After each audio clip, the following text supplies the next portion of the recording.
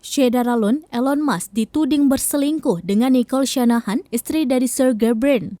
Skandal perselingkuhan itu mengakhiri persahabatan panjang antara Elon Musk dan Sergey Brin. CEO founder Google Sergey Brin menginstruksikan para penasehatnya untuk menjual investasi pribadinya di perusahaan Elon Musk dalam beberapa bulan terakhir setelah mengetahui CEO founder Tesla itu berselingkuh dengan istrinya Nicole Shanahan. Musk dituding berselingkuh secara jasmani pada awal Desember di Miami dengan Nicole Shanahan, istri dari Sergey Brin, seperti dilaporkan WSG, mengutip orang tak dikenal yang mengetahui masalah tersebut. Brin, 48 tahun, mengajukan gugatan cerai dari Shanahan pada Januari lalu. Musk adalah orang terkaya di dunia dengan kekayaan 242 miliar US dollar menurut Bloomberg Billionaires Index. Sedangkan Brin adalah orang terkaya ke-8 dengan kekayaan bersih 94,6 miliar US dollar.